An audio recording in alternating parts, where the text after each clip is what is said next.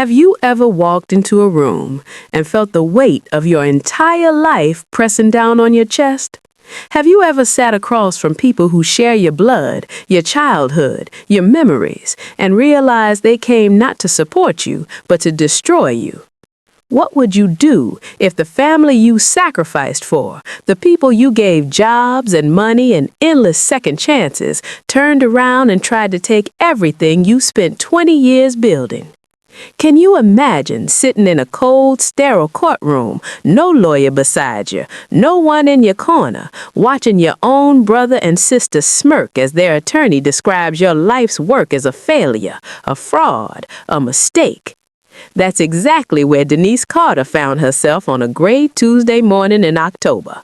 She was 52 years old, a black woman who had built a catering and event planning empire from absolutely nothing, and she was sitting alone at the defendant's table in a bankruptcy courtroom, hands trembling slightly in her lap while her own family tried to bury her. The courtroom was exactly what you'd expect. Fluorescent lights buzzing overhead, wooden benches that creaked when anyone shifted, the faint smell of old paper and anxiety hanging in the air. It was the kind of room designed to make you feel small, to remind you that the system was bigger than you, older than you, and completely indifferent to your suffering. Denise sat on one side of the aisle. On the other side sat her brother Marcus, her sister Pauline, and Pauline's husband Terrence. 3 people she had grown up with, fought with, laughed with, cried with. 3 people she had trusted with access to her business, her finances, her dreams. And now they were here to take it all away. Marcus wouldn't even look at her. He sat rigid in his seat, jaw tight, staring straight ahead like she was a stranger. Pauline, on the other hand, kept glancing over with a small, satisfied smile, the kind of smile that said, "I told you so," without speaking a word. And Terrence was whispering to their lawyer, a slick man in an expensive suit, probably running up fees that Denise would somehow end up paying for if this went badly. Their lawyer had already presented the case. According to him, Denise's company, Denise's Elegant Events, the business she had built from a $500 dream into a name that meant something in her community, was insolvent, bankrupt, a failure. According to him, Denise owed her siblings money. According to him, she had mismanaged funds, made irresponsible decisions, run her company into the ground while pretending to be successful. It was all lies, every single word. But lies told confidently in a courtroom have a terrible power. They sound like truth when you don't have an expensive lawyer to fight back. And Denise didn't have a lawyer. She had a folder, a single manila folder filled with bank statements and contracts and screenshots and every piece of evidence she had managed to gather while her world was falling apart. She had the truth, but right now, sitting in that hard wooden chair, watching her sibling's lawyer shuffle his papers with casual confidence, the truth felt like a very small weapon against a very large machine. Have you ever felt like that? Like you were holding something real and important, something that should matter, but everyone around you had already decided you were guilty, like the verdict was written before you even walked in the door? That's how Denise felt. 20 years of waking up before dawn to prep food, 20 years of negotiating with vendors, soothing panicked brides, saving events from disasters that would have broken lesser people, 20 years of being told no and finding a way anyway. 20 years of being underestimated because of her skin, her gender, her background, and proving them wrong every single time. And now her own brother and sister wanted to reduce all of it to a line in a bankruptcy filing. The judge hadn't spoken yet. She sat at the bench, an older black woman with silver-streaked hair and reading glasses perched on her nose, reviewing the case file with an expression that gave nothing away. Denise had noticed her when she first walked in, had felt a small, irrational flicker of hope at seeing another black woman in a position of power in this cold, intimidating room. But judges were supposed to be impartial. This woman didn't know Denise, didn't know what she'd built built, what she'd survived, what her family had done to her. She was just another case file, another number on a docket, or so Denise thought.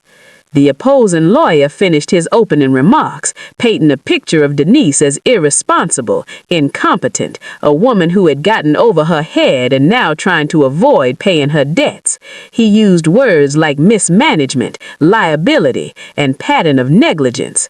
Each word landed like a small, precise blow to Denise's chest. When he finally sat down, looking smug and satisfied, the courtroom fell silent. Denise's hands were shaking now. She pressed them flat against the table to steady herself, feeling the cool wood under her palms, trying to breathe. This was it. She was going to have to speak for herself, defend herself, explain 20 years of her life to a stranger who had no reason to believe her over the polished lawyer across the aisle. But before she could open her mouth, something unexpected happened. The judge set down the case file, slowly, deliberately. She removed her reading glasses and looked up, not at the lawyer, not at Marcus or Pauline or Terrence, but at Denise. "Counsel," the judge said, her voice cutting through the silence like a blade. "This company lifted in the filing, Denise's Elegant Events, the business she built from a $500 dream into a name that meant something in her community. The bankrupt, a failure. According to him, Denise owed her siblings money. According to him, she had mismanaged funds, made irresponsible decisions, run her company into the ground while pretending to be successful. It was all lies. Every single word. But lies told confidently in a courtroom have a terrible power. They sound like truth when you don't have an expensive lawyer to fight back. And Denise didn't have a lawyer. She had a folder. A single manila folder filled with bank statements and contracts and screenshots and every piece of evidence she had managed to gather while her world was falling apart. She had the truth. But right now, sitting in that hard wooden chair, watching her sibling's lawyer shuffle his papers with casual confidence, the truth felt like a very small weapon against a very large machine. Have you ever felt like that? Like you were holding something real and important, something that should matter, but everyone around you had already decided you were guilty? Like the verdict was written before you even walked in the door? That's how Denise felt. 20 years. 20 years of waking up before dawn to prep food. 20 years of negotiating with vendors, soothing panicked brides, saving events from disasters that would have broken lesser people. 20 years of being told no and finding a way anyway. 20 years of being underestimated because of her skin, her gender, her background, and proving them wrong every single time. And now, her own brother and sister wanted to reduce all of it to a line in a bankruptcy filing? The judge hadn't spoken yet. She sat at the bench, an older black woman with silver-streaked hair and reading glasses perched on her nose, reviewing the case file with an expression that gave nothing away. Denise had noticed her when she first walked in, had felt a small, irrational flicker of hope at seeing another black woman in a position of power in this cold, intimidating room. But judges were supposed to be impartial. This woman didn't know Denise, didn't know what she'd built, what she'd survived, what her family had done to her. She was just another case file, another number on a docket. Or so Denise thought. The opposing lawyer finished his opening remarks, painting a picture of Denise as irresponsible, incompetent, a woman who had gotten in over her head and was now trying to avoid paying her debts. He used words like mismanagement and liability and pattern of negligence. Each word landed like a small, precise blow to Denise's chest.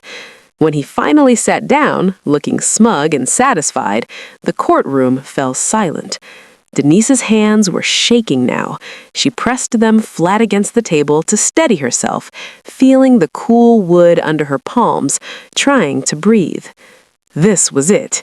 She was going to have to speak for herself, defend herself, explain 20 years of her life to a stranger who had no reason to believe her over the polished lawyer across the aisle.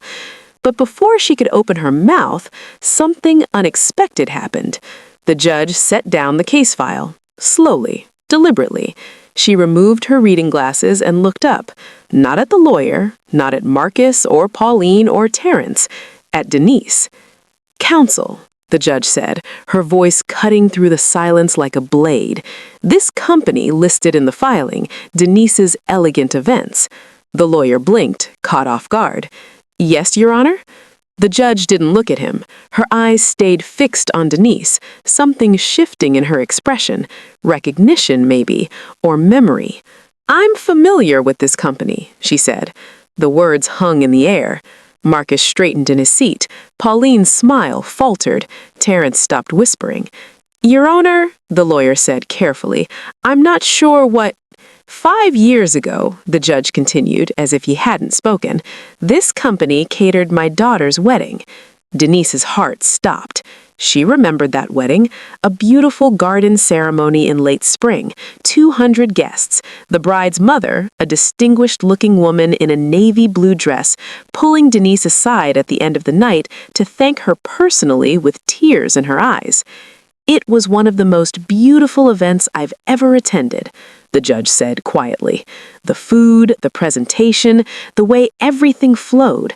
My daughter still talks about it." She paused, and when she spoke again, her voice had an edge of steel beneath the calm. "I remember the owner personally. I remember shaking her hand and thinking, this is a woman who takes pride in her work." The judge looked directly at Denise, held her gaze. "Miss Denise Carter, I remember you." The courtroom was dead silent now. You could have heard a pin drop, a breath catch, a heart break. Denise felt something crack open in her chest. Not pain, but something closer to relief, to being seen after years of invisibility. The judge turned slowly to face the plaintiff's table, Marcus, Pauline, and Terrence, and their suddenly nervous lawyer. "So I find myself curious how a company with that level of excellence, that reputation, that history of success, suddenly becomes insolvent and mismanaged the moment family members get involved." She picked up the case file again, but this time she wasn't just reading, she was hunting. "I have some questions, and I expect very honest answers." Denise watched her siblings' faces drain of color, watched her lawyer shuffle papers with hands that weren't quite steady anymore, watched the entire dynamic of the room shift in a single breathtaking moment. Because what her family didn't know, what they couldn't have planned for, was that the judge sitting on that bench wasn't just a neutral arbiter. She was a witness to exactly who Denise Carter was and what she was capable of building. And now she wanted to know who had tried to tear it down. What happened next would expose every lie, every theft, every betrayal. It would drag the truth into the light whether Marcus and Pauline and Terrence were ready for it or not. And it would prove something Denise had almost stopped believing, that sometimes the universe puts exactly the right person in exactly the right place at exactly the right moment. This was that moment, and Denise was finally going to be heard. To understand what brought Denise to that courtroom, to understand why her hands were shaking and her heart was breaking and her own siblings were sitting across from her like enemies, you have to go back to the beginning, back to a little girl in a small southern town who dreamed bigger than anyone thought she had a right to. Denise Carter grew up in a working-class neighborhood where dreams were considered luxuries most people couldn't afford. Her father worked at a textile factory for 32 years, came home every night with aching hands and a tired smile, and never once complained. Her mother cleaned houses for wealthy white families across town, ironing other people's clothes and polishing other people's silver, while her own kitchen table wobbled because they couldn't afford to replace it. They were good people, hard-working people, the kind of people who believed that if you kept your head down, did your job, and didn't ask for too much, life would eventually be fair to you. But Denise always felt something restless stirring inside her, something that whispered, there has to be more than this. She was the third of 4 children, older brother Marcus, older sister Pauline, then Denise, then baby brother Jerome, who died of pneumonia when he was only 6. Losing Jerome broke something in the family. Her mother cried for months, her father got quieter, more distant, and the remaining siblings dealt with the grief in different ways. Marcus got angry, Pauline got bitter, and Denise got hungry. Not for food, they always had enough to eat, even if it was simple, but hungry for a different kind of life. She started noticing things, the way the wealthy families her mother worked for lived, the beautiful tablescapes, the elegant parties, the effortless abundance. She would sometimes go with her mother during summer breaks, sitting quietly in the corner of enormous kitchens while her mother polished silverware, and she would watch the caterers arrive with their pristine white uniforms and their organized trays of food and their calm professional competence. Something about it called to her, the precision, the beauty, the way a good event could transform a space, transform a moment, transform the way people felt. She started collecting recipes from magazines, started experimenting in her mother's kitchen on weekends, making dishes that were fancier than anything her family usually ate.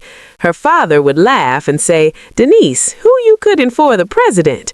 But her mother would taste whatever she made, nod slowly, and say, "You got a gift, baby. Don't let nobody tell you different." Those words carried Denise through more hard times than she could count.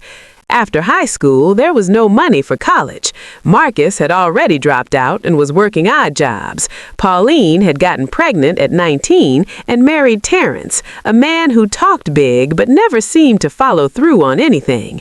The expectation was that Denise would do what everyone else did, get a job at the factory or the grocery store or the hospital, find a man, have some babies, and make peace with a small life.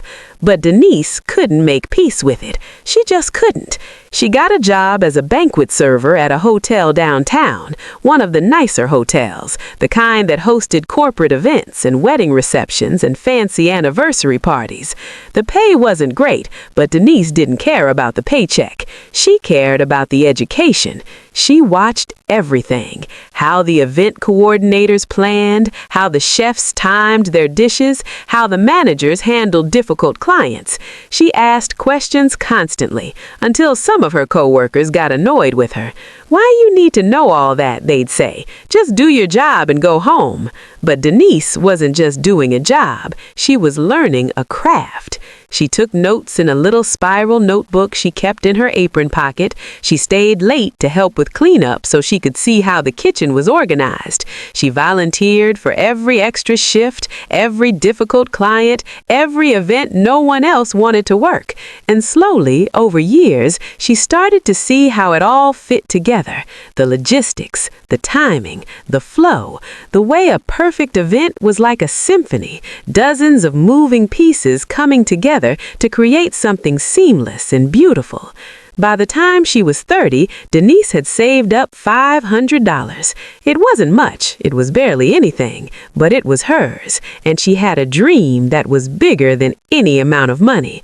She quit her hotel job on a Friday afternoon. The next Monday, she filed the paperwork to start her own business, Denise's Elegant Events. Her family thought she had lost her mind. "A catering company," Marcus laughed when she told him, "with $500? Girl, you can't even buy a decent oven with that." "You're dreaming too big," Pauline said, shaking her head. "People like us don't start businesses. We work for people who have businesses. That's just how it is." "She's always thought she was better than everybody else," Terrence muttered to Pauline, loud enough for Denise to hear. "Watch, she'll come crawling back in 6 months." But Denise didn't come crawling back. She rented a tiny commercial kitchen space, barely more than a closet with a stove, and started small, real small.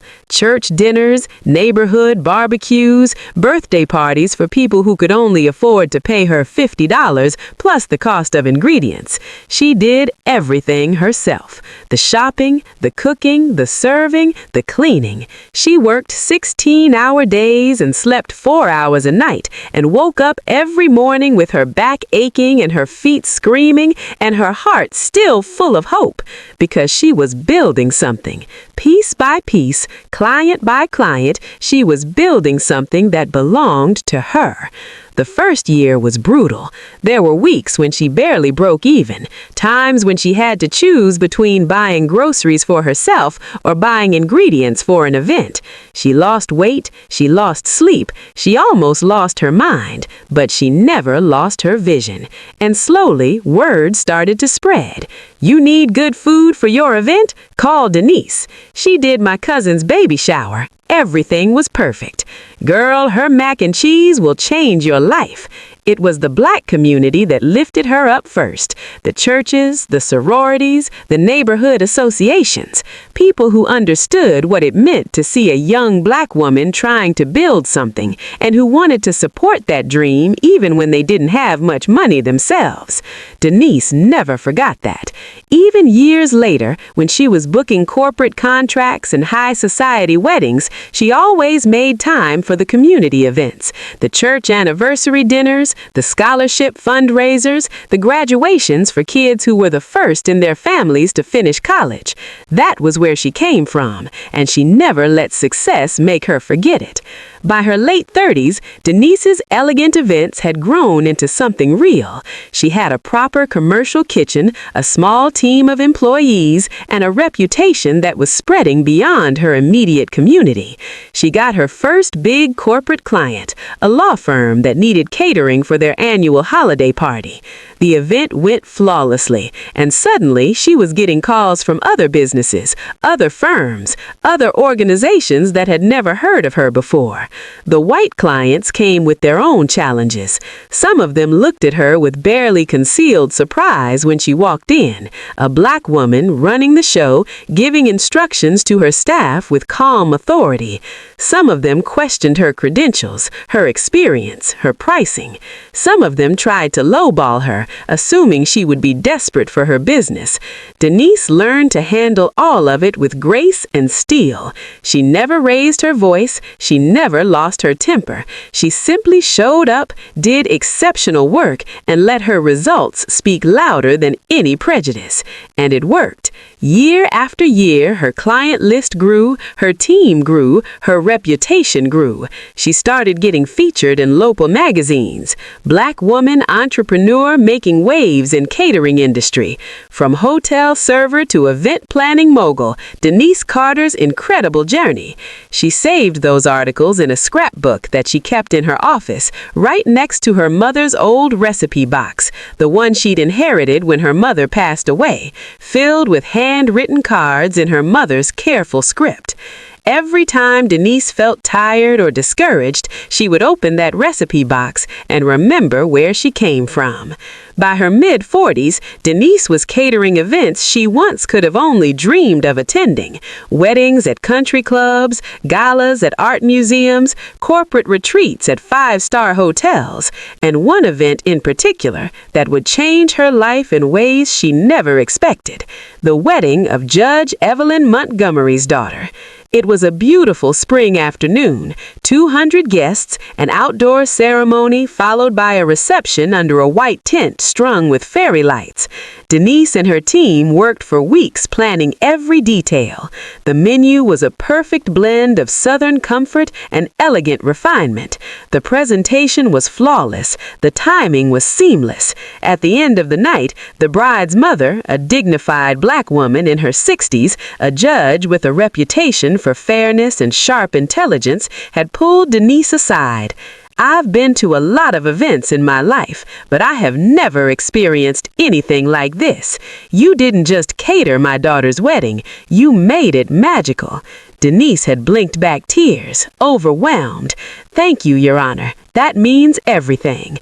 "No," the judge said firmly, squeezing her hands. "You mean everything. What you've built here, as a black woman, on your own in this industry, it matters. Don't let nobody tell you different." Denise had carried those words with her like a shield ever since. She didn't know then that she would need them. She didn't know that 5 years later she would be sitting in a courtroom and that same judge would be the only thing standing between her and complete destruction. Because success, Denise was about to learn, sometimes brings out the worst in the people closest to you. While Denise was building her empire, her siblings were watching, and they weren't happy about what they saw.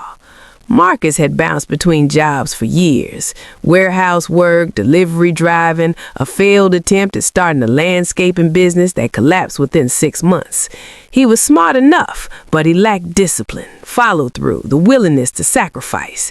He wanted the rewards without the work. And every time he saw Denise featured in a magazine or driving a nicer car or talking about a new big client, something dark festered inside him. Pauline hadn't fared much better.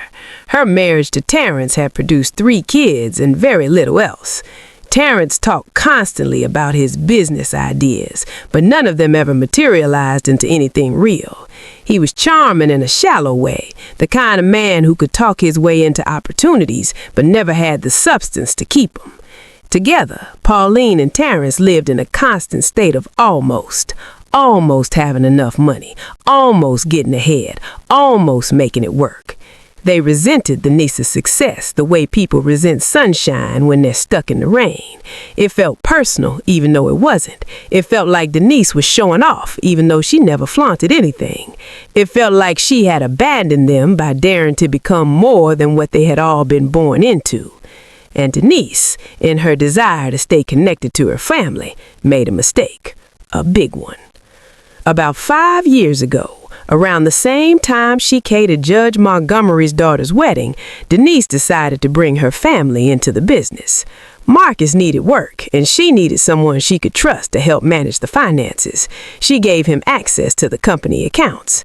Terrence was always talking about logistics and operations. She figured he could handle vendor relations and deliveries.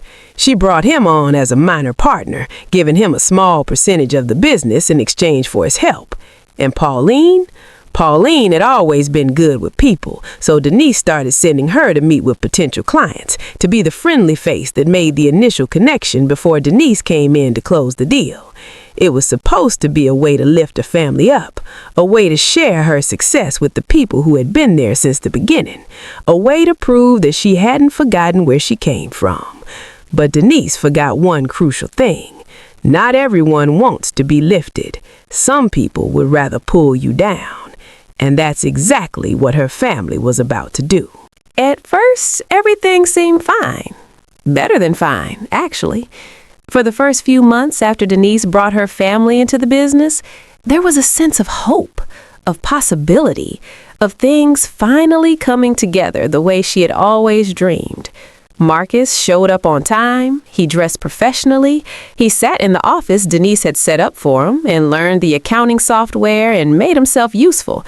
He called her boss with a grin that almost looked genuine, and Denise let herself believe that maybe, finally, her brother was ready to step up and be the man she always knew he could be.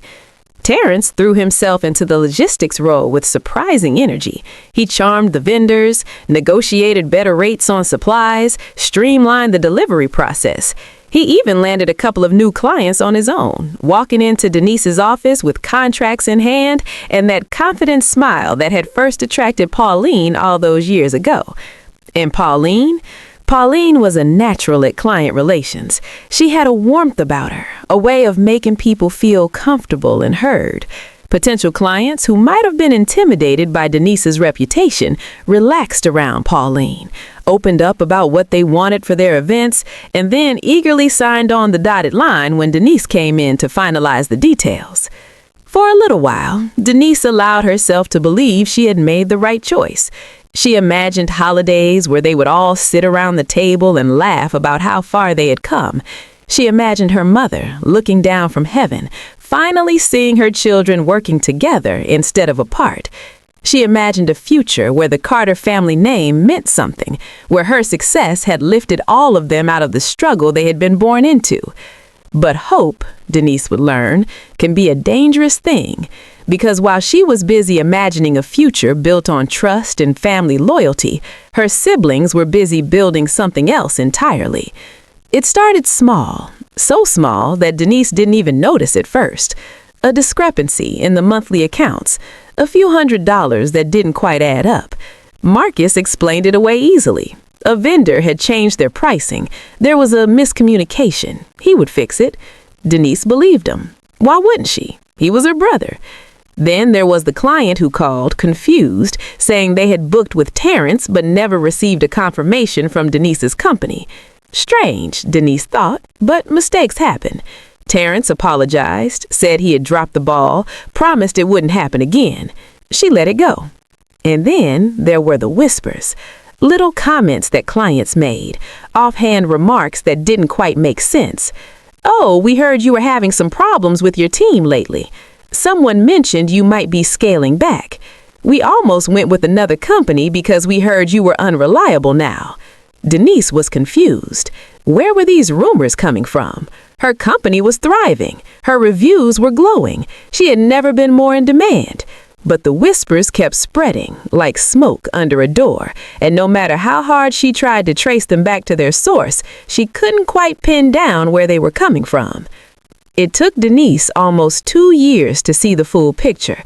2 years of small betrayals accumulating like drops of water, each one insignificant on its own, but together forming a flood that was slowly, quietly drowning her.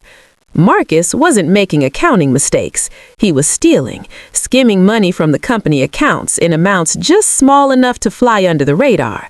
A few hundred here, 1,000 there, petty cash that was never quite accounted for.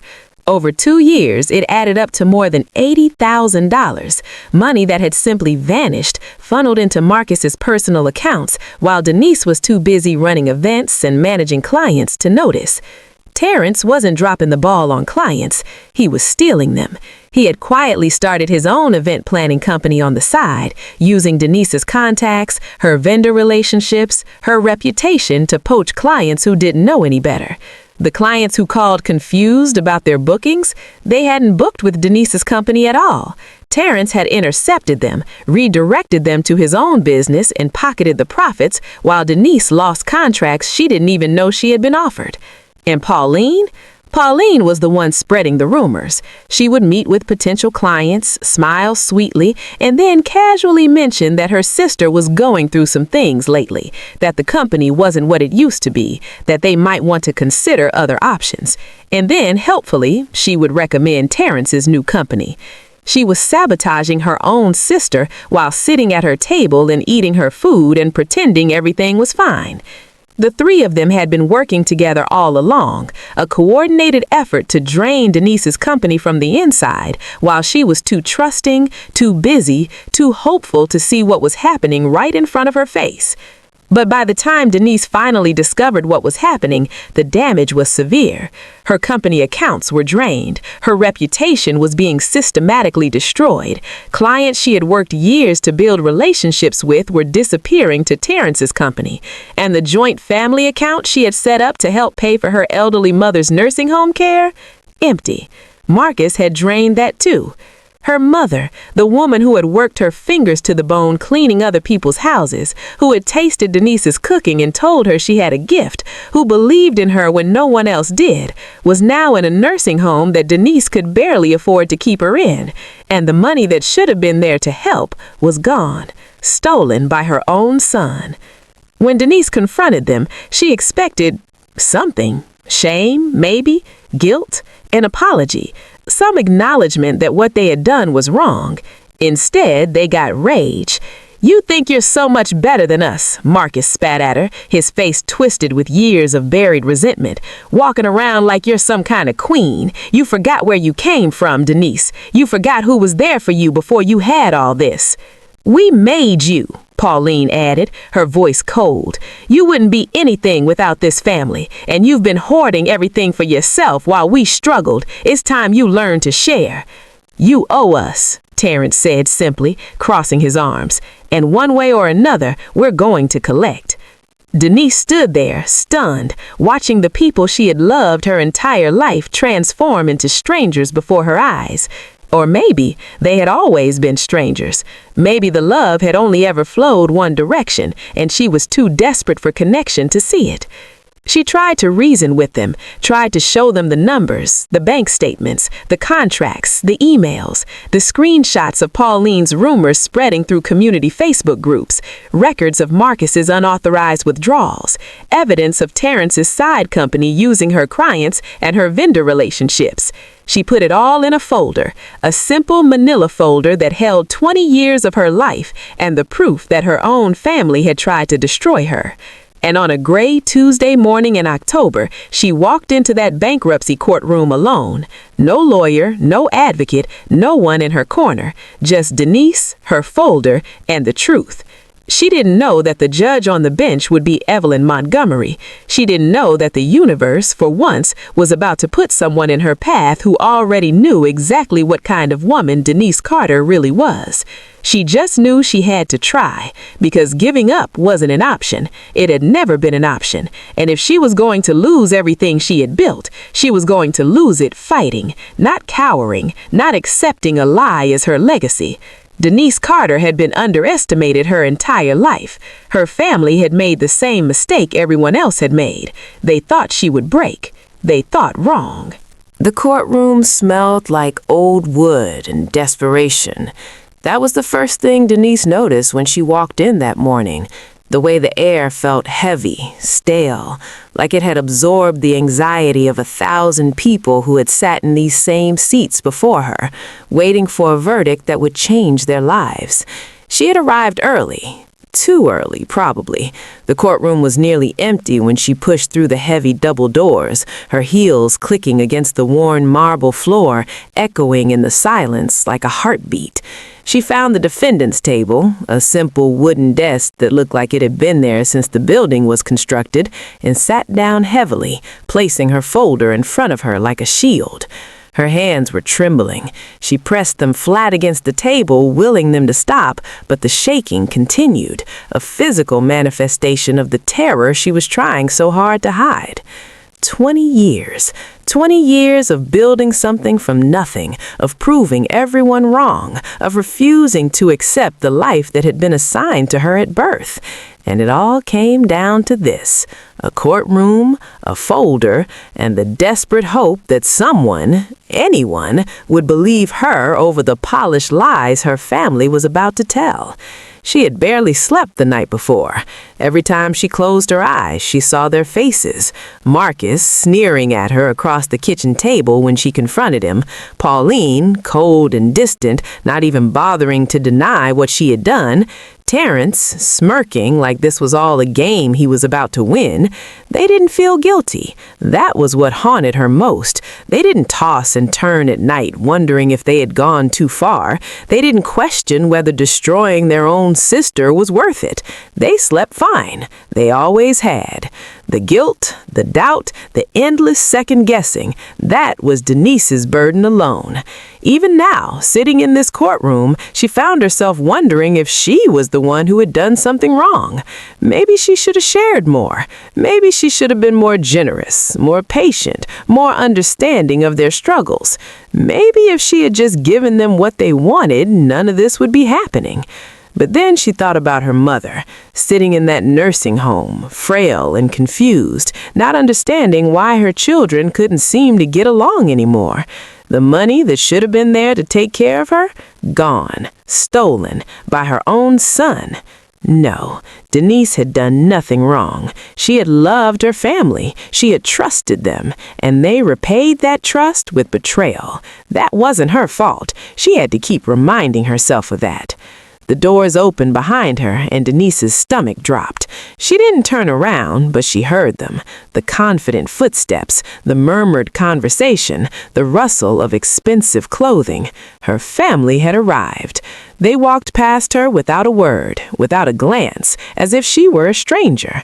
Marcus, in a suit she had never seen before, probably bought with her money. Pauline, in a dress that was too formal for her usual style, clearly trying to look respectable for the judge.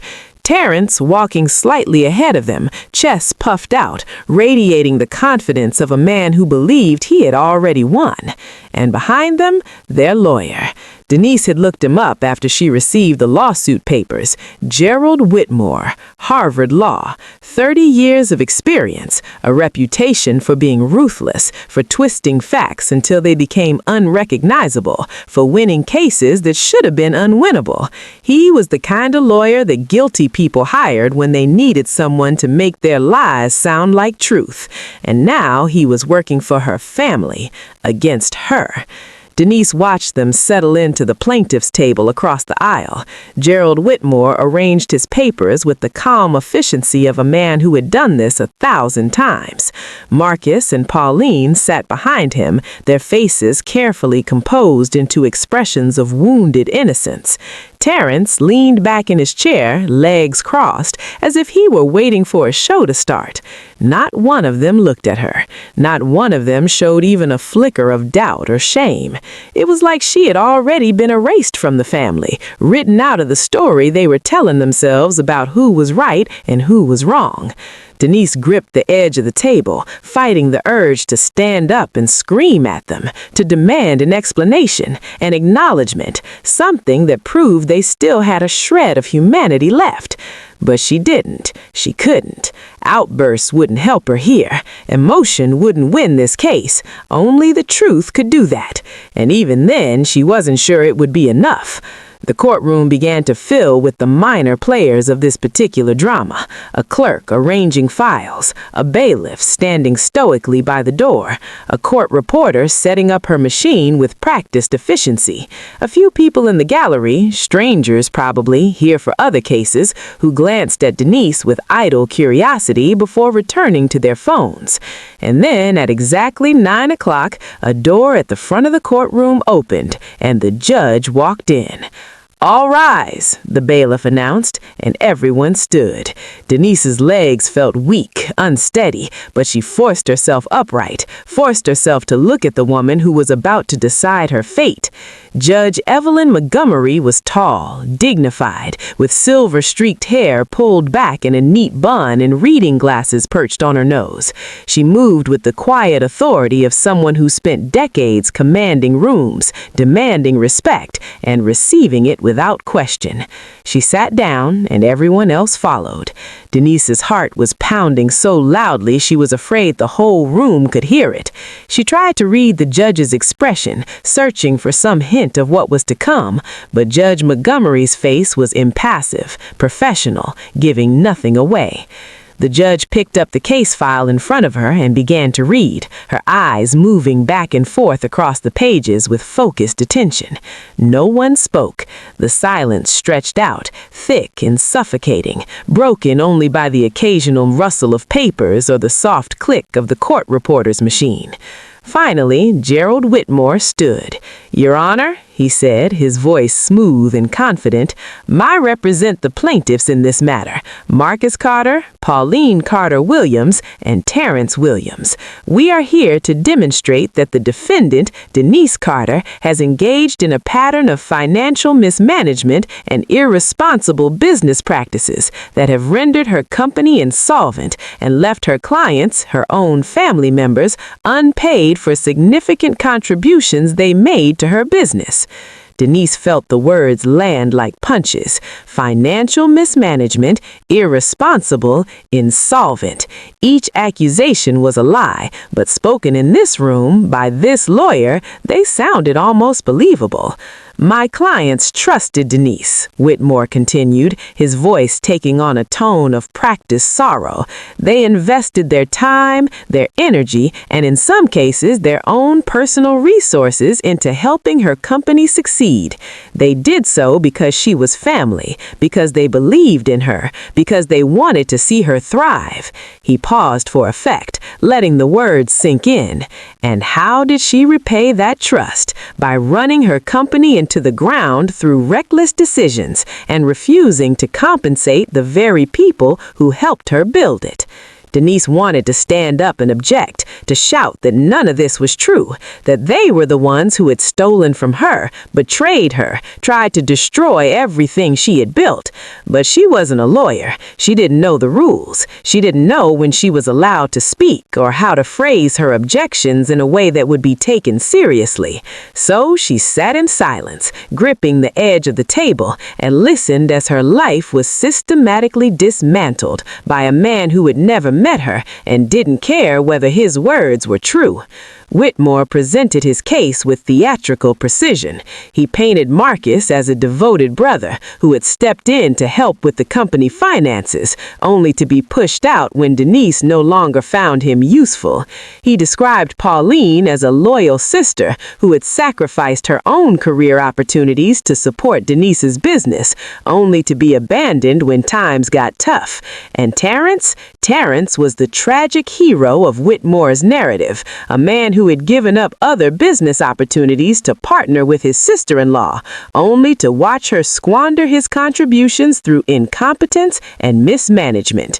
"My clients are not here seeking revenge," Whitmore concluded, his voice heavy with false solemnity. "They are here seeking justice. They are here because the law requires that debts be paid and those who cause harm be held accountable. And they are here because, despite everything, they still hope that their sister might finally take responsibility for the damage she has caused." He sat down, looking satisfied. Across the aisle, Marcus nodded slowly, as if moved by the lawyer's words. Pauline daubed at her eyes with a tissue. Dry eyes, Denise noticed, but the gesture was convincing enough for anyone who wasn't looking closely. Terrence just smiled, that small, knowing smile that said he believed this was already over. The judge looked up from her notes and turned her attention to the defendant's table, to Denise. "Miss Carter," she said, her voice neutral but not unkind, "I understand you are representing yourself in this matter. Is that correct?" Denise stood. Her legs were shaking, but her voice came out steady. "Yes, Your Honor, I couldn't afford legal representation." A flicker of something, maybe sympathy, or just acknowledgement, crossed the judge's face. "You will have the opportunity to respond to the plaintiff's opening statement. I want to make sure you understand the process. Do you have any questions before we continue?" Denise swallowed hard. "No, Your Honor. I understand. I'm ready." Ready was a strong word. She wasn't sure she would ever be ready for this, but she had no choice. The judge nodded. "Then you may respond to the plaintiff's opening statement." Denise picked up her folder, the folder that contained 20 years of her life, every receipt and bank statement and screenshot she had managed to gather while her world was falling apart. Her hands were still trembling, but she forced herself to open it, to look at the documents inside, to remember why she was here. She wasn't just fighting for her company, she was fighting for her name, her legacy, her truth. She took a deep breath and began to speak.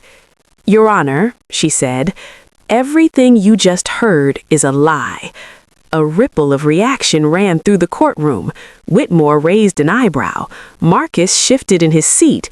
Pauline's hand, still holding the tissue, froze mid-dab. "I built Denise's elegant events from nothing," Denise continued, her voice growing stronger. 20 years ago, with $500 and a dream. I worked 16-hour days. I took every job I could get, no matter how small. I built a reputation in my community through years of showing up, doing excellent work, and treating every client like they mattered. She looked at the judge directly, willing her to see the truth behind the words. 5 years ago, I made a mistake. I trusted my family. I brought them into my business because I wanted to share my success with the people I loved. I gave my brother access to the company finances. I made my brother-in-law a partner. I let my sister represent my company to potential clients. Her voice tightened. And they used that access to steal from me, to sabotage my reputation, to drain my accounts, and then file this lawsuit to take what little I have left. Whitmore stood. Your Honor, I must object. These are serious accusations without any— Sit down, Mr. Whitmore, the judge said calmly. Miss Carter will have her opportunity to present evidence. You will have your opportunity to rebut. But right now, I want to hear what she has to say. Denise felt a small surge of hope, the first she had felt since walking into this courtroom. Thank you, Your Honor, she said. I have documentation for everything I'm about to tell you. Bank records showing unauthorized withdrawals from my company accounts, evidence that my brother-in-law started his own competing business using my clients and my vendor relationships, screenshots of messages where my sister spread false rumors about my company to potential clients. She held up the folder. It's all here.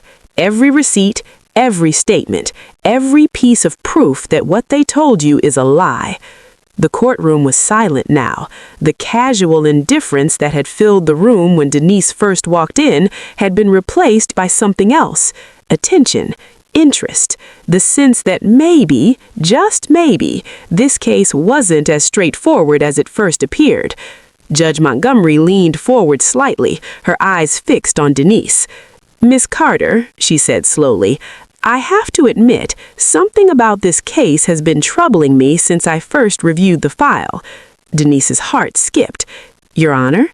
The judge picked up the case file and looked at it again, her brow furrowing.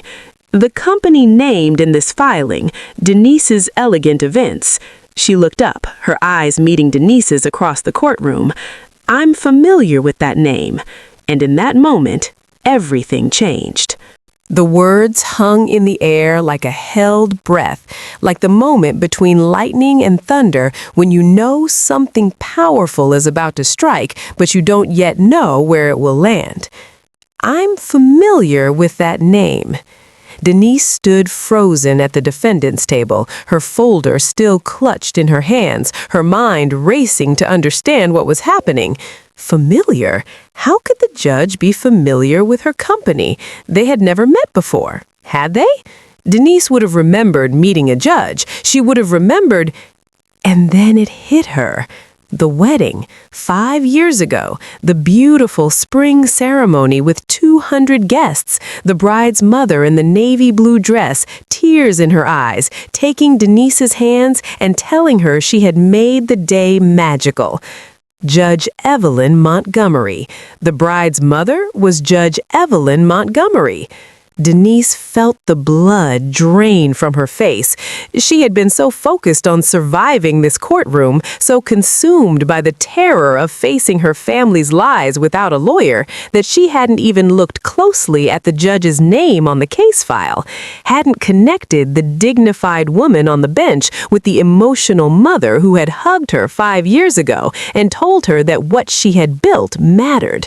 The universe, it seemed, had a sense of timing that Denise could never have planned. Across the aisle, Gerald Whitmore looked confused. He glanced at his clients, then back at the judge, clearly trying to assess whether this development was good or bad for his case.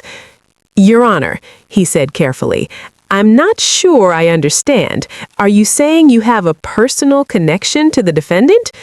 Judge Montgomery didn't look at him. Her eyes were still fixed on Denise, and something in her expression had shifted, not to bias exactly, but to attention, sharp, focused, personal attention.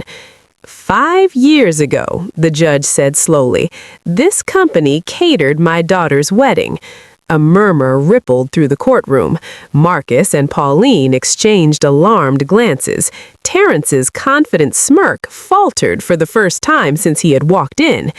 It was one of the most beautiful events I have ever attended, Judge Montgomery continued. The food was exceptional. The presentation was flawless. Every detail was handled with a level of care and professionalism that I have rarely seen in any industry, let alone catering. She paused, removing her reading glasses and setting them on the bench in front of her. But more than that, I remember the woman who ran it. I remember shaking her hand at the end of the night and thinking, here is someone who takes genuine pride in her work. Here is someone who has built something remarkable. Her eyes found Denise again. Miss Denise Carter, I remember you. Denise's throat tightened. She didn't know what to say. She wasn't even sure she could speak without crying. All those years of being dismissed, underestimated, told she wasn't good enough, and here was someone who remembered, someone who had seen her work and recognized its value, someone who, by sheer chance or divine intervention, was now sitting in the one chair that mattered most.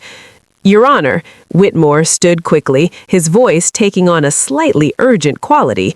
With all due respect, if you have a personal connection to the defendant, perhaps it would be appropriate to recuse yourself from this case, the appearance of impartiality. I'm aware of the ethical considerations, Mr. Whitmore, Judge Montgomery said calmly, cutting him off, and I will address them, but let me be clear about something first. She picked up the case file again, flipping through the pages with deliberate slowness. My familiarity with Miss Carter's company is not a conflict of interest. It's context. I have no financial relationship with the defendant. I have no ongoing personal relationship. I attended an event she catered 5 years ago, paid the agreed-upon fee, and had no contact with her since. She looked up. What I do have is first-hand knowledge of the quality of work this company produces.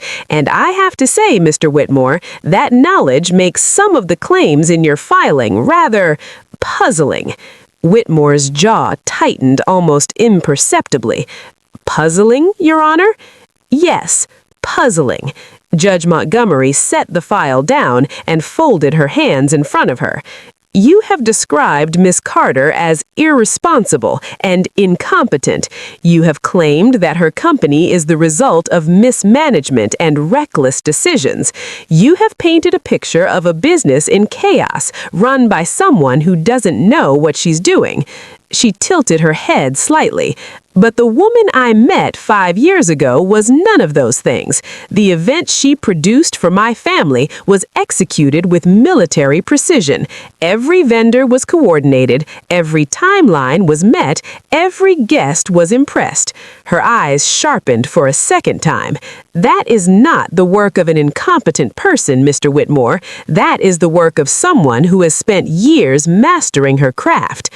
Whitmore spread his hands in a gesture of practiced reasonableness. Your Honor, I'm not disputing that Miss Carter may have had some successful events in the past, but businesses change, people change. The evidence will show that in recent years, her management of the company has deteriorated significantly, leading to... Then let's see the evidence, because right now I'm looking at a filing that makes very serious accusations against a business owner, and I'm not seeing much to support those accusations beyond the word of the plaintiffs. She turned to look at Marcus, Pauline, and Terrence for the first time since the proceeding began, really looked at them with the assessing gaze of someone who had spent decades reading people from the bench. I have some questions, and I expect honest answers. The temperature in the room seemed to drop. Marcus straightened in his seat, his expression shifting from confident to wary. Pauline's hand, still holding the decorative tissue, trembled slightly. Terrence's smirk was completely gone now, replaced with something that looked almost like fear. Mr. Marcus Carter, you are listed in this filing as having provided financial management services to your sister's company. Is that correct? Marcus glanced at Whitmore, who gave a small nod. Yes, Your Honor. I helped manage the books for about 3 years. I see. Judge Montgomery made a note on the pad in front of her. And can you explain why, according to the bank records Miss Carter has submitted, over $80,000 was transferred from those company accounts to your personal bank account during that period? The courtroom went dead silent. Marcus's face went pale. His mouth opened, closed, opened again. There must be some mistake. I never... It's in the records, Mr. Carter. The judge's voice was ice. Transfers to an account in your name over 3 years, totaling $83,412 to be precise. She looked up. Would you like to explain that? Whitmore stood quickly. Your Honor, my client hasn't had the opportunity to review these records. We would need time to... You've had the same access to discovery that Miss Carter has had, the judge said flatly. If you didn't review the bank records your own client provided access to, that's not the court's problem. She turned back to Marcus. I'm waiting, Mr. Carter. Marcus looked at Pauline. Pauline looked at Terrence. Terrence looked at the floor. None of them spoke. The silence stretched, damning in its emptiness. Let's move on, the judge said after a long moment. Mr. Terrence Williams, you're listed as a business partner who contributed to the company's operations. Is that correct? Terrence cleared his throat. Yes, Your Honor. I handled logistics and vendor relationships. And did you, at any point during your partnership with Miss Carter, start your own competing event planning business using contacts and vendor relationships you developed while working for her? Terrence's face twitched. I started a small side business, yes, but it was completely separate. Was it? The judge picked up a document from the file, one of the pieces Denise had submitted. These are contracts from your company that list vendors who were previously exclusive to Denise's elegant events. These are client testimonials that mention being referred to your company by someone at Miss Carter's business. She set the paper down. That doesn't sound completely separate to me. That sounds like you were stealing clients and vendor relationships while still being paid as a partner in your sister-in-law's company. Terrence's mouth worked silently. Whitmore looked like he wanted to object but couldn't find grounds. Pauline had gone very still, her tissue forgotten in her lap. And finally, Judge Montgomery said, turning her attention to Pauline, Mrs. Carter Williams, you were responsible for client relations, is that correct? Pauline nodded stiffly. Yes, Your Honor. Then perhaps you can explain these. The judge held up a stack of printed screenshots, the ones Denise had painstakingly gathered from community Facebook groups and client emails. These are messages sent from accounts linked to you, describing your sister's company as unreliable, past its prime, and not worth the money. Some of them specifically recommend your husband's competing business as an alternative. Pauline's face flushed red. Those could be anyone. Someone could have faked. They're from your personal Facebook account, Mrs. Carter Williams, with your profile picture, your name, your history of posts. Judge Montgomery's voice was quiet but devastating. Are you suggesting someone hacked your account to sabotage your sister's business and coincidentally recommend your husband's company? Pauline had no answer. None of them did. The courtroom was thick with tension, with the slow, inexorable crumbling of a carefully constructed lie. Denise stood at her table, watching her family fall apart under the judge's questioning, and felt something she hadn't expected. Not triumph, but sadness. These were the people she had grown up with, the people she had loved, tried to help, wanted so desperately to lift up alongside her, and they had chosen to destroy her instead. Not because she had wronged them, but because her success made them feel small and they couldn't bear it.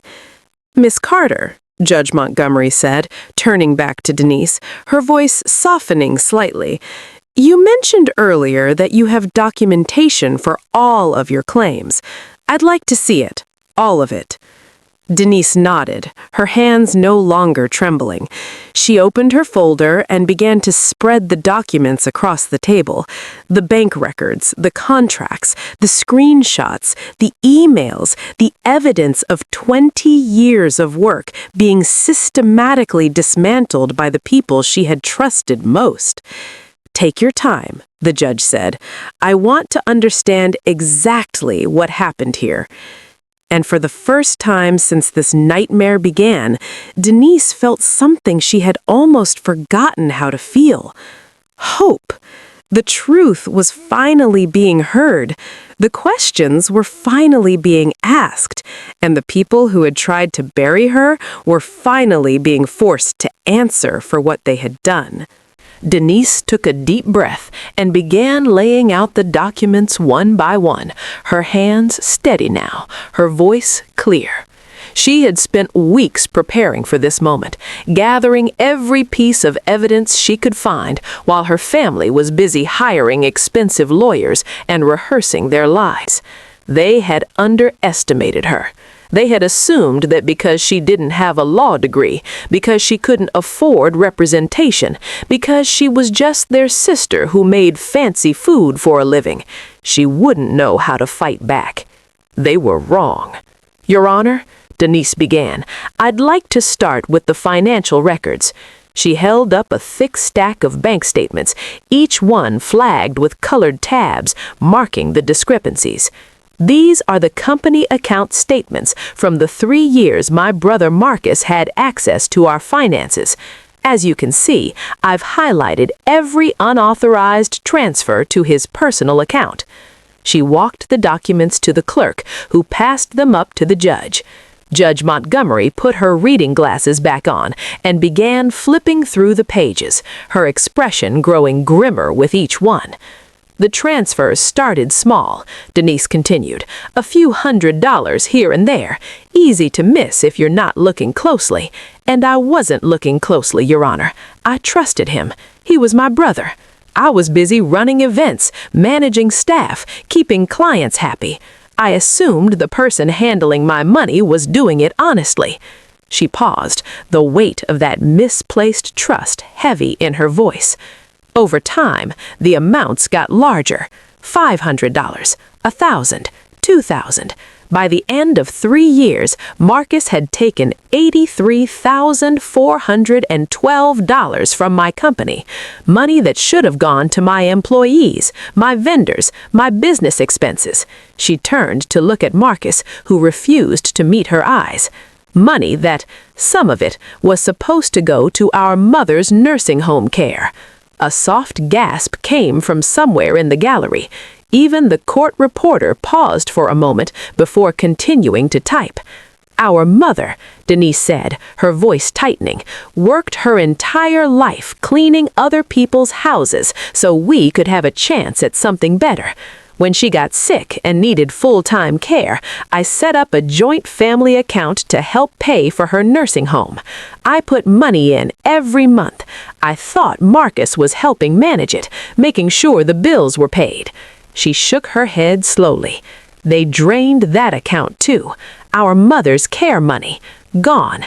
To pay for, I don't even know what. His rent? His car? His lawyer?" She gestured toward Whitmore. "This lawsuit that he's using to try to take even more from me?" Judge Montgomery set down the bank statements and removed her glasses, pinching the bridge of her nose.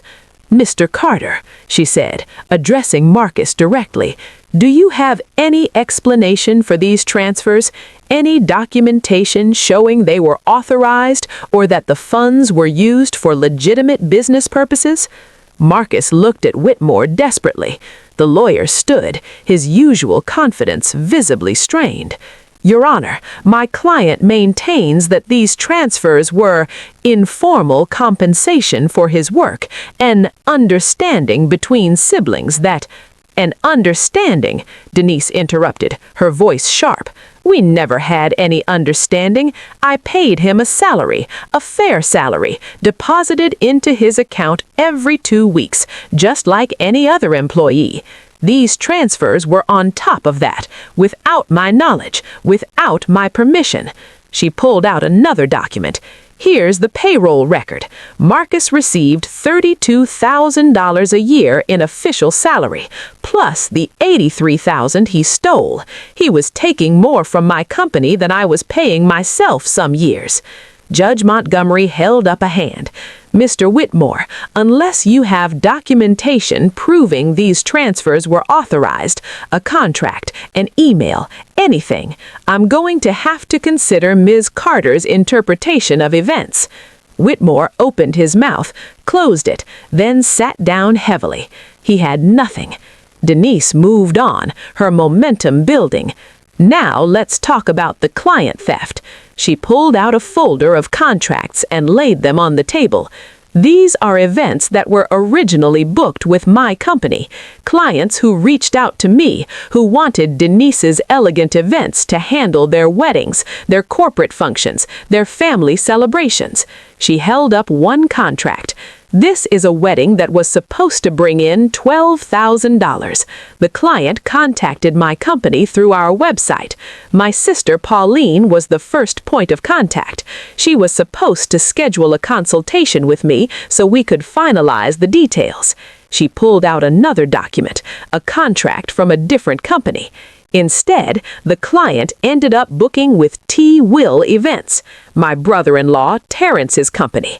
Same date, same venue, same services we had discussed for $11,000, just undercutting my price enough to seal the deal. She looked at Terrence, who had sunk low in his chair. This happened 6 times that I could document. 6 events that should have been mine, directed to Terrence's company. $62,000 in revenue stolen. Objection, Whitmore said weakly. This is speculation. We have no proof that... I have emails, Denise said calmly. She pulled out another stack of papers. These are messages between Terrence and the vendors we worked with. He used my vendor contacts I spent years building relationships with to set up his competing business. He even used our wholesale pricing agreements, which were negotiated based on my company's volume, not his. She read from one of the emails. Hey, it's Terrence from Denise's team. We're handling the Johnson wedding under a different company name for tax purposes. Please send the invoice to T. Will Events. She looked up. Tax purposes. That was his excuse for stealing my clients and running them through his own company. Judge Montgomery's expression had hardened into something cold and unforgiving. Mr. Williams, she said, addressing Terrence directly, did you or did you not use your position at Ms. Carter's company to divert clients to your own business? Terrence squirmed in his seat. It wasn't, some clients preferred to work with me directly, so yes or no, Mr. Williams. The silence stretched out painfully. Finally, Terrence muttered, yes, but it wasn't stealing. Those clients chose. They chose based on lies your wife told them, Denise said, her voice rising, which brings me to the reputation sabotage. She pulled out the stack of screenshots she had gathered, printed pages of Facebook posts, community group messages, email threads. These are messages my sister Pauline posted in community groups on review sites and sent directly to potential clients, all of them spreading false information about my company. She began reading selected quotes, her voice steady but heavy with pain. I hate to say this about my own sister, but Denise's company isn't what it used to be. She's been cutting corners lately. Honestly, if you want reliable catering, try T. Will Events. My husband runs it, and they're much more professional. I worked for Denise's Elegant Events, and let me tell you, it's a mess behind the scenes. Save yourself the stress. She set down the papers. These are lies, every single one. I never cut corners. My company was never a mess, and my sister never worked for me in the way she's implying. She was in client relations, not operations. She had no idea what happened behind the scenes. She looked at Pauline, who had gone pale. For a moment, Denise thought she might actually show some remorse. Instead, Pauline's face hardened. She deserved it. Pauline spat, the mask finally cracking. She always thought she was so much better than us, walking around with her fancy company and her magazine articles, while the rest of us were struggling. She never helped us, never shared what she had. She just... I gave you a job. Denise's voice broke. I gave you all jobs. I paid you salaries. I trusted you with my life's work. And this is what you did with it? You gave us crumbs, Pauline shouted back. You had everything and you gave us crumbs. We were supposed to be family, and you treated us like employees. You were employees. That's literally what you were. I brought you into my business, paid you fairly, gave you opportunities you never would have had otherwise. And instead of being grateful, instead of building something alongside me, you decided to tear me down. The courtroom had erupted into barely controlled chaos. The bailiff took a step forward. Whitmore was trying to calm his clients. Marcus had his head in his hands. Terrence looked like he wanted to disappear into the floor. "Order," Judge Montgomery said firmly, and the room fell silent. "I've heard enough." She straightened the papers in front of her, her movements precise and deliberate. "Let me summarize what I've seen today. Ms. Denise Carter built a successful catering and event planning business over 20 years. 5 years ago, she made the decision to bring family members into that business out of a desire to share her success with the people she loved. She looked at Marcus, Pauline, and Terrence in turn. Those family members repaid that generosity by stealing money from company accounts, diverting clients to a competing business, and systematically destroying her professional reputation through a coordinated campaign of lies. Her voice grew colder. And when Miss Carter discovered what was happening and refused to continue being victimized, those same family members filed a fraudulent lawsuit designed to finish the job, to force her into bankruptcy, liquidate her assets, and take whatever she had left. She removed her glasses and set them on the bench. I have been a judge for 23 years. I have seen a lot of family disputes in this courtroom, but I have rarely seen anything as calculated, as cruel, or as thoroughly documented as what has been presented here today. She turned to Whitmore. "Counselor, I strongly suggest you advise your clients to withdraw this lawsuit immediately, because if they don't, I will not only dismiss it with prejudice, I will refer this matter to the district attorney for investigation of fraud, theft, and conspiracy." Whitmore's face had gone gray. He leaned over to whisper urgently to his clients, but Denise could see from their expressions that they weren't listening. They were too busy blaming each other, their alliance crumbling as the reality of their situation sank in. "Furthermore," Judge Montgomery continued, "I am recommending that Miss Carter pursue civil action to recover the funds that were stolen from her company and to seek damages for the harm done to her business reputation. Given the evidence presented today, I believe she has an extremely strong case." She looked at Denise, and her expression softened slightly. "Miss Carter, you came into this courtroom alone, without legal representation, facing accusations that could have destroyed everything you built. But you came prepared. You came with the truth, and you came with the dignity and professionalism that I remember from 5 years ago." She paused. not everyone would have had the courage to stand up for themselves the way you did today.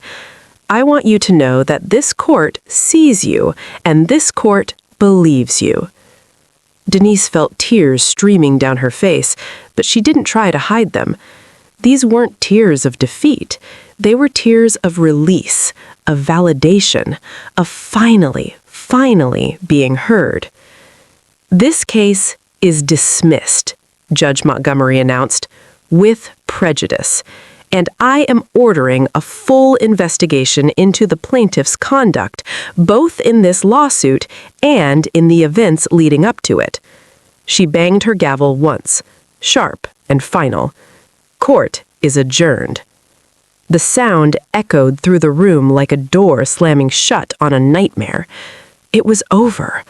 Denise had walked into this courtroom expecting to lose everything.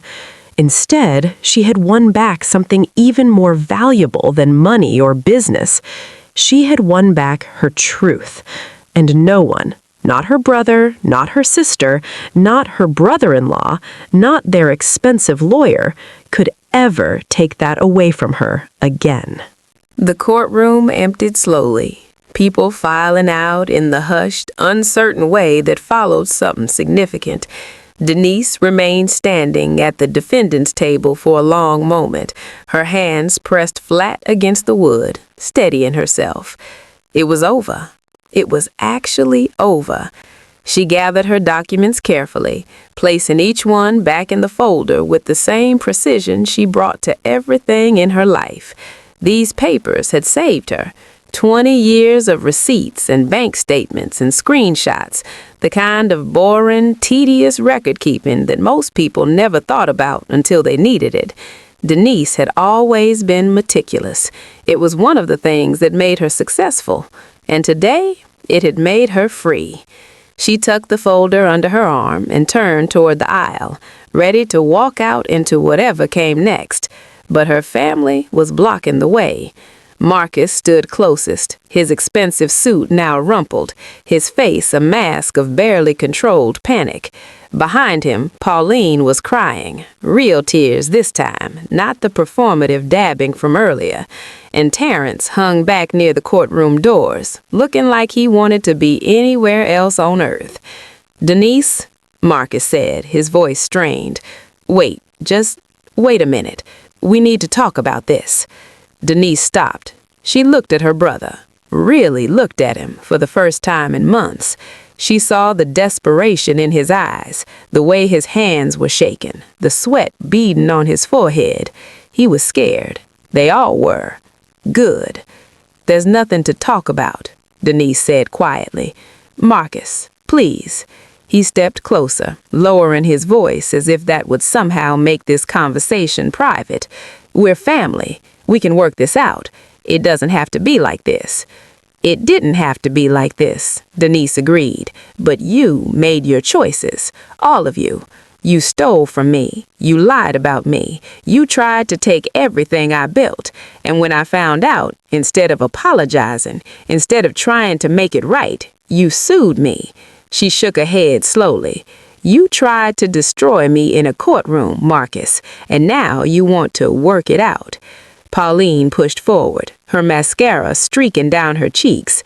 "We were angry, okay? We weren't thinking straight. You have to understand, watching you succeed while we struggled, it ate at us.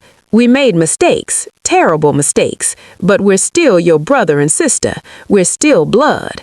Blood didn't stop you from draining Mama's nursing home fund. Blood didn't stop you from spreading lies about my company.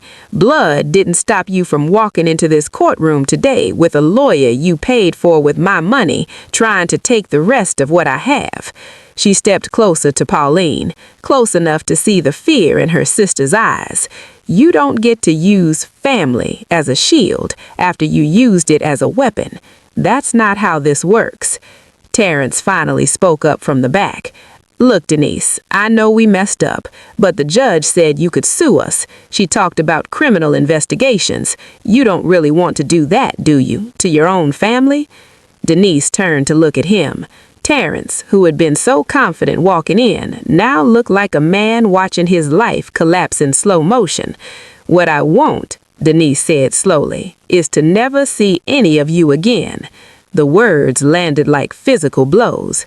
Pauline let out a sob. Marcus's face crumpled. Even Terrence flinched. "You don't mean that," Pauline whispered.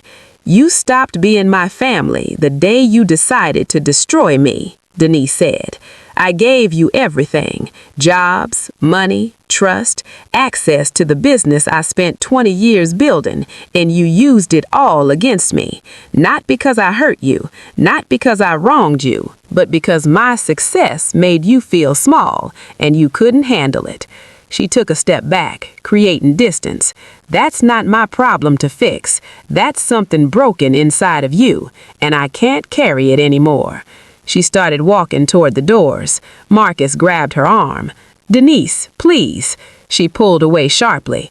"Don't touch me." Her voice was ice. "We're done, Marcus. We're done. Do you understand? Whatever happens next, the lawsuits, the investigations, the consequences, you brought them on yourselves. I didn't do this to you. You did this to you." She looked at all of them one last time. "I hope someday you figure out how to live with what you've done, but I won't be around to watch, and I won't be around to forgive you either. Not because I'm cruel, because I finally learned that some people don't deserve forgiveness. They just deserve distance." And with that, Denise walked past them, through the heavy courtroom doors, and out into the hallway beyond. The marble floors echoed with her footsteps. The fluorescent lights buzzed overhead. Somewhere in the building, a phone was ringing. Normal sounds, ordinary life continuing all around her. But nothing about Denise's life felt ordinary right now. She pushed through the building's main doors and stepped outside into the afternoon sunlight. The air was cool and crisp, carrying the faint smell of autumn leaves and car exhaust. She stood on the courthouse steps for a moment, breathing deeply, letting the reality of what had just happened wash over her. She had won. Not just the case. She had won back her life, her truth, her future. A car honked somewhere in the distance. A couple walked past, laughing at something on one of their phones. A pigeon landed nearby and pecked at a discarded wrapper. The world kept turning, and Denise was still standing. She pulled out her phone and saw a string of missed calls and text messages. Former employees checking in, longtime clients who had heard rumors and wanted to know if she was okay, members of her church, her community, people she had fed and served and supported over 2 decades. They were all reaching out, reminding her that she wasn't alone, that she had never really been alone, even when it felt that way. One message stood out. It was from Gladys, an elderly woman from her church who had been one of Denise's very first clients, back when she was still cooking out of a tiny rented kitchen and dreaming of something bigger. "Heard you went to court today. Don't know all the details, but I know you. Whatever happened, you handled it with grace. You always do. Call me when you get a chance. I'll make you some tea and we can talk. Love you, baby." Denise felt tears prick at her eyes again. This was family. Not blood, but choice. Not obligation, but love. The people who showed up for you not because they had to, but because they wanted to. Because they saw who you really were and decided you were worth their time, their care, their loyalty. Denise typed back a quick response. "I'll call you tonight. Thank you. Love you too," and slipped the phone back in her purse. She had a lot of rebuilding to do. The money Marcus had stolen wouldn't come back overnight. The clients Terrence had poached might not return. The reputation Pauline had tried to destroy would take time to fully repair. But Denise had rebuilt before. From $500 and a dream, she had built an empire. She could do it again. She was already planning as she walked to her car. First, she would visit her mother at the nursing home, sit with her, hold her hand, and tell her that everything was going to be okay. She wouldn't burden her mother with the ugly details. The poor woman was too fragile, too confused to understand what her children had done to each other. But Denise would make sure she knew she was loved, that her care was secure, that at least one of her children had turned out the way she'd hoped. Then she'd reach out to her old clients, one by one. Personal calls, not emails. She would tell them what had happened, not to badmouth her family, but to set the record straight. She would let them know that Denise's Elegant Events was still standing, still committed to excellence, still worthy of their trust. Some of them would come back, others wouldn't. That was okay. Denise didn't need everyone. She just needed the right ones. Finally, she'd start thinking about the future, not just recovery, but growth. She had been so focused on maintaining what she had built that she had stopped dreaming about what she could build next.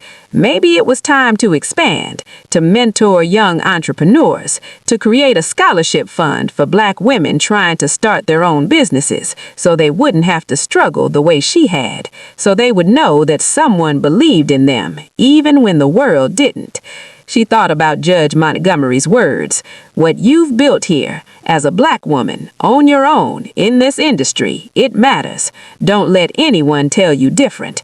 Those words had carried Denise through some of the darkest moments of the past few years, and now, standing in the sunlight outside the courthouse where her family tried to destroy her, they felt more true than ever. She mattered. Her work mattered, and no one, not Marcus, not Pauline, not Terrence, not anyone, could take that away from her. The weeks that followed were hard, but Denise had survived hard before.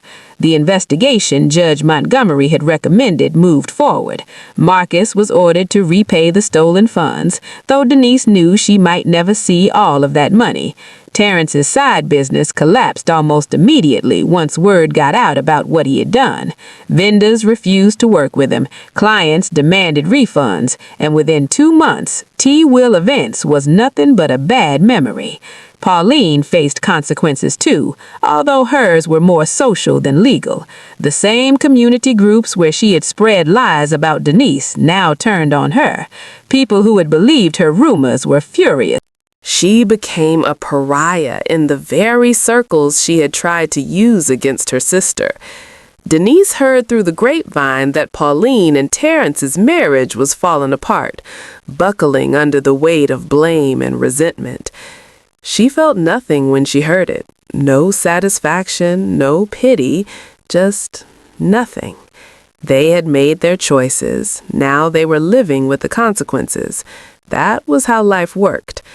As for Marcus, he tried to reach out a few more times, text messages that Denise left unread, voicemails that she deleted without listening to, one letter, handwritten, that arrived at her office. Denise threw it away unopened. She wasn't being petty. She wasn't trying to punish him. She was simply done. Some relationships couldn't be repaired. Some trust, once broken, stayed broken. And Denise had finally learned that walking away from people who hurt you wasn't weakness, it was wisdom. The community rallied around her. Old clients returned, new ones arrived, drawn by her story, by her resilience, by the reputation she had spent 20 years building and refused to let anyone destroy. Within 6 months, Denise's Elegant Events was back to full capacity, booking weddings and corporate functions and community celebrations with the same excellence that had always defined her work. And one evening, about a year after the courthouse battle, Denise received an unexpected invitation. It was from Judge Evelyn Montgomery, a small, private dinner party at her home celebrating her retirement from the bench. The invitation included a handwritten note. "I would be honored if you would cater this event, but more than that, I would be honored if you would attend as my guest. You remind me why I became a judge in the first place. Evelyn." Denise sat with that note for a long time, tears streaming down her face. Then she picked up the phone and made the call. The night of the retirement dinner, Denise arrived early to oversee the setup, even though she had a capable team handling everything. Old habits died hard.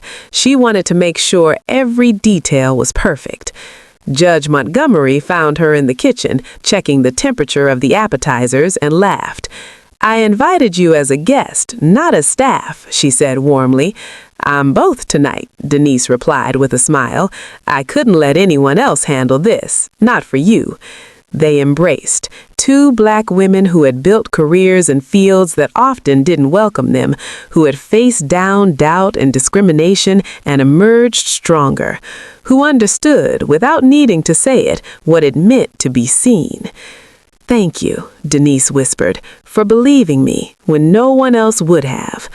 Judge Montgomery pulled back and held Denise's face in her hands. "I didn't believe you because I'm some kind of hero. I believed you because you showed up with the truth and refused to let anyone bury it. That took courage, real courage. Everything that happened after that was just the truth doing what truth does." She smiled. "You saved yourself, Denise. Don't ever forget that." The dinner was beautiful, the food was perfect, and when the guests gave their toasts to Judge Montgomery's career, Denise stood in the back of the room and watched, her heart full in a way it hadn't been in years. She had lost her siblings, but she had found something else, a community that valued her, a reputation that couldn't be shaken, a future that was hers to build, and the unshakable knowledge that she had walked through fire and come out the other side, not destroyed, but refined, stronger, freer, more herself than she had ever been. That night, driving home under a sky full of stars, Denise thought about her mother's words from all those years ago. "You got a gift, baby. Don't let nobody tell you different." She hadn't. Not the people who doubted her, not the industry that underestimated her, not even her own family. And she never would.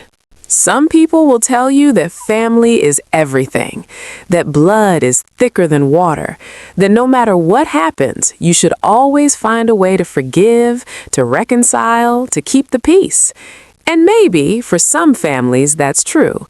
Maybe there are families where love is unconditional, where support flows both ways, where success is celebrated instead of resented. But not every family is built that way. Some families are held together not by love, but by obligation, not by mutual respect, but by guilt and manipulation.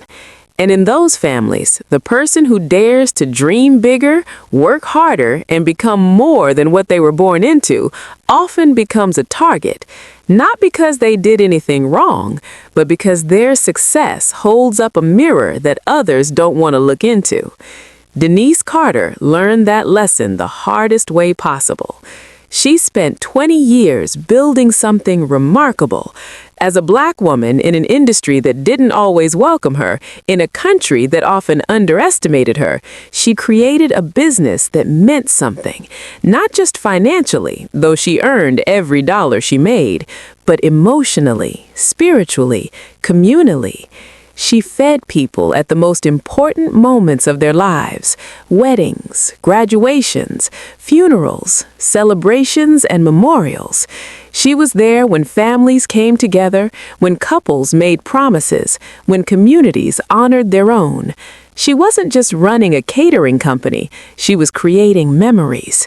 And she did it with excellence, with grace, with the kind of attention to detail that only comes from someone who genuinely loves what they do. But here's the thing about building something beautiful. It makes some people want to tear it down. Not everyone can handle watching someone they know, someone they grew up with, someone they think of as their equal or even their lesser, rise higher than they ever will. Some people respond to that by working harder on themselves. Others respond by trying to destroy the person who makes them feel small. Denise's family chose destruction. They didn't steal from her because they needed the money. They had jobs. They had opportunities. They had more than most people in their position could ask for. They stole because they felt entitled. Because somewhere along the line, they convinced themselves that Denise's success belonged to them too. That she owed them not just help, but ownership. That everything she built was really theirs, and she was just the one holding it temporarily. That kind of thinking is poison. It seeps into families and destroys them from the inside. It turns love into resentment, support into sabotage, and trust into a weapon. And the person at the center of it all, the one who dared to succeed, often ends up wondering if they did something wrong, if they were too ambitious, too selfish, too focused on their own dreams. Denise wondered that too. For a long time, she asked herself if she should have given more, shared more, been more, if maybe she had been so focused on building her business that she forgot to take care of the people who were supposed to matter most. But here's the truth she finally learned, the truth that set her free. You cannot pour from an empty cup, and you cannot save people who are determined to drown you. Some people don't want to be lifted up. They want to pull you down. Some people don't want to succeed alongside you. They want to succeed instead of you.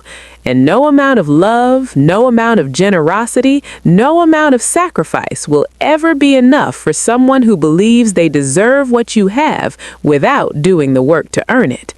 Denise gave her family jobs. She gave them access. She gave them trust.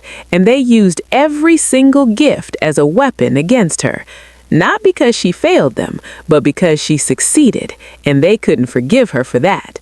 The courtroom was supposed to be their final victory, the place where they would take everything she had left and walk away feeling justified. They had the expensive lawyer, they had the coordinated story, they had the confidence of people who believed that money and manipulation could overcome truth. What they didn't have was Denise's receipts. 20 years of documentation, every bank statement, every contract, every screenshot of every lie. Denise had kept it all, not because she was paranoid, but because she was professional. Because she understood that in a world that often didn't believe women like her, she might someday need proof. And when that day came, she was ready. But here's what really saved her. It wasn't just the documents, it was her dignity, her refusal to be broken, her decision to walk into that courtroom alone, without a lawyer, without backup, and fight for herself anyway. Not because she was confident she would win. She wasn't. She was terrified. But because giving up wasn't an option. It had never been an option. From the day she scraped together $500 and started cooking out of a rented kitchen, Denise had been betting on herself, and she wasn't about to stop now. The judge recognized her. That was the twist no one saw coming. The moment when the universe, which had seemed so cruel for so long, finally showed its hand. But here's the thing about that moment. It wasn't magic. It wasn't luck. It was the result of 20 years of showing up and doing excellent work. Judge Montgomery remembered Denise because Denise had given her daughter a perfect wedding, because even 5 years later, the quality of that event stood out in her memory, because Denise had built a reputation so strong that it preceded her into a courtroom where her own family was trying to destroy her. That's what excellence does. It speaks for you when you're not in the room. It defends you when you can't defend yourself. It leaves a mark on the world that lies and sabotage can't erase. Denise's family thought they could rewrite her story. They thought if they told enough lies, stole enough money, and manipulated enough people, they could turn her into what they needed her to be. A failure. Someone who wasn't really that special. Someone who just got lucky. Someone who could be taken down by the very people she had tried to lift up. But you can't rewrite someone's story when they refuse to let go of the pen. Denise held on to her truth. She documented it. She protected it. And when the moment came, she presented it. Calmly, clearly and undeniably, not with anger or revenge, but with the quiet power of someone who knows exactly who she is and refuses to let anyone else define her. That's the lesson. That's what this story is really about. Not just betrayal and justice and karma in the courtroom, but the deeper truth underneath it all. You are the author of your own life. People will try to write you as the villain in their story. They will try to cast you as the failure, the charity case, the one who didn't deserve what they had. They will try to take credit for your work, undermine your reputation, and convince the world that you're less than you really are.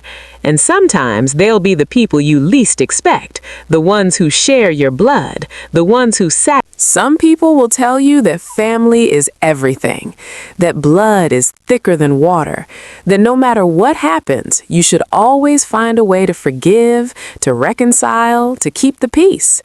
And maybe, for some families, that's true.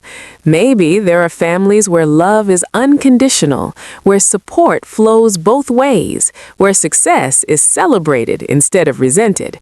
But not every family is built that way. Some families are held together not by love, but by obligation, not by mutual respect, but by guilt and manipulation. And in those families, the person who dares to dream bigger, work harder, and become more than what they were born into often becomes a target, not because they did anything wrong, but because their success holds up a mirror that others don't want to look into. Denise Carter learned that lesson the hardest way possible. She spent 20 years building something remarkable.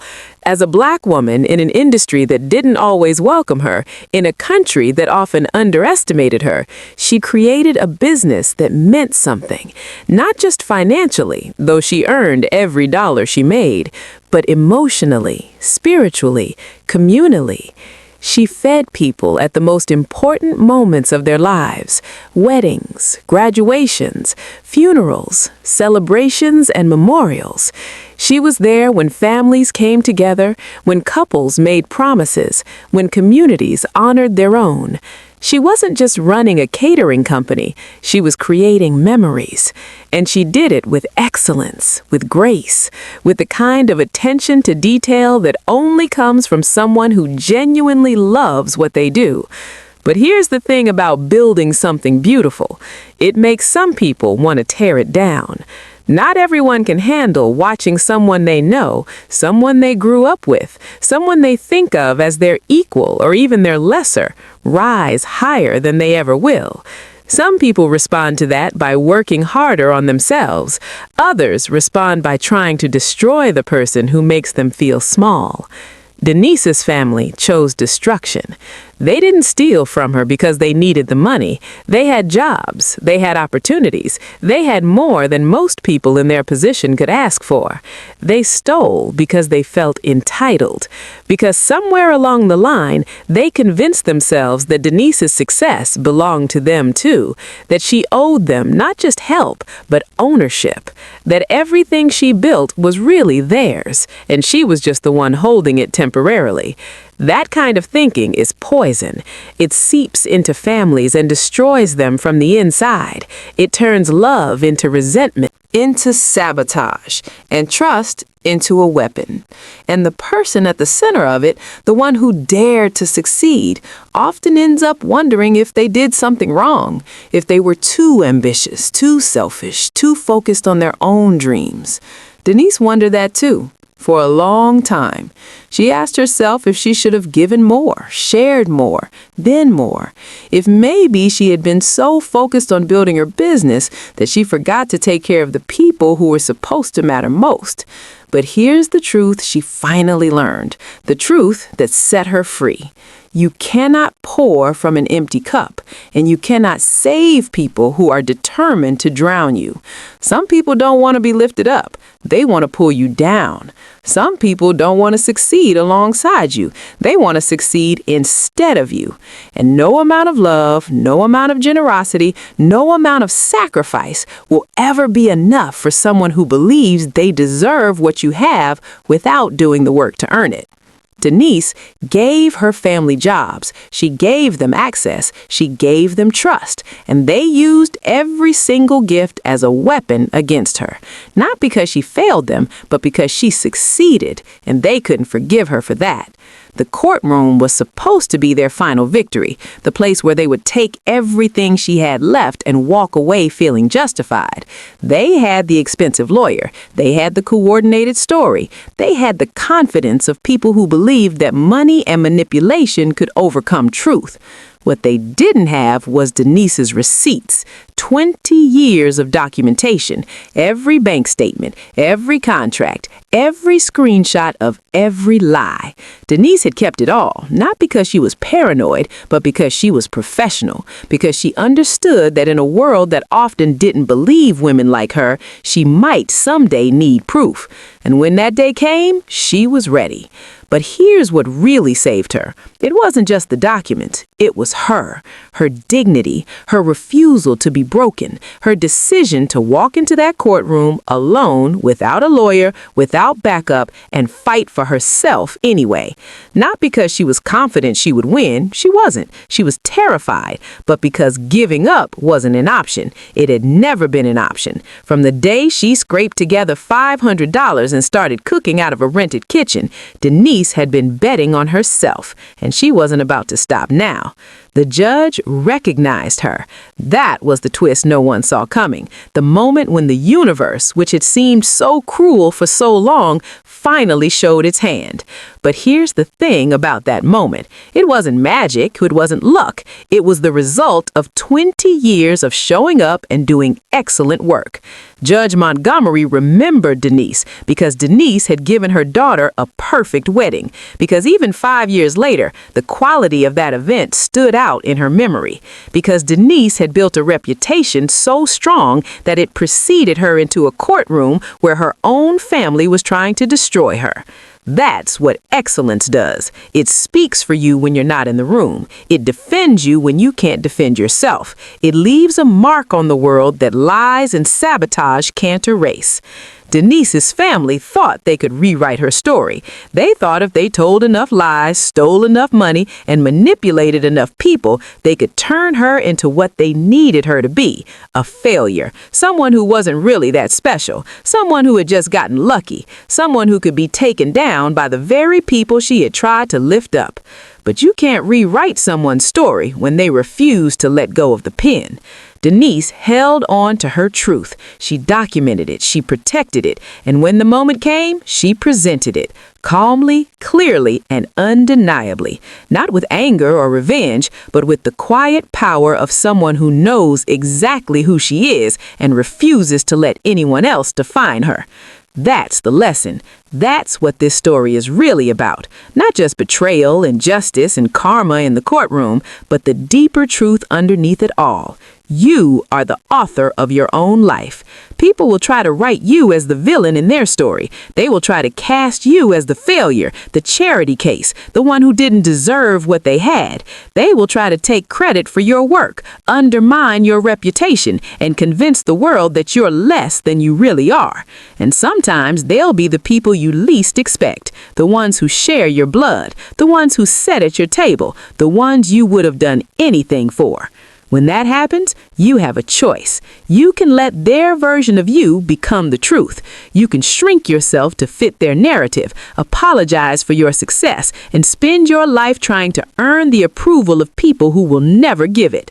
Or you can do what Denise did. You can gather your receipts. You can stand up in whatever courtroom life puts you in. You can look the people who tried to destroy you in the eye and say, "This is who I am. This is what I built, and you don't get to take it from me."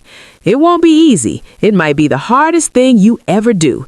You might have to walk away from people you love. You might have to rebuild from scratch. You might have to carry the weight of knowing that some relationships can never be repaired. But on the other side of that pain is something precious, something no one can steal, no matter how hard they try. Freedom. The freedom of knowing that you earned your life with your own hands. The freedom of walking through fire and coming out fine. The freedom of being so rooted in your own truth that no lie can shake you. Denise Carter drove home from that courthouse with nothing but a folder of documents and a heart full of grief and relief. She had lost her siblings that day, lost the family she had spent her whole life trying to belong to. But she had gained something too. She had gained herself, fully, completely, for the first time in her life. And in the years that followed, as she rebuilt her business and her reputation and her community, she discovered something beautiful. She had never really been alone. The family she thought she lost was never really family, after all. Just people who shared her blood and resented her for rising. The real family, the people who showed up, who believed in her, who celebrated her success instead of trying to destroy it, had been there all along. In her clients, her employees, her church, her community, the strangers who became friends, the friends who became sisters, the judge who remembered a perfect wedding and refused to let an innocent woman be destroyed. That's the real inheritance. Not money, not business, not even vindication, but the knowledge that you matter, that your work matters, that you can be betrayed by the people closest to you and still come out the other side, not broken, but whole. Denise Carter started with $500 and a dream. She ended up with something worth far more than money could ever buy. She ended up with the truth. And the truth, as it always does, set her free.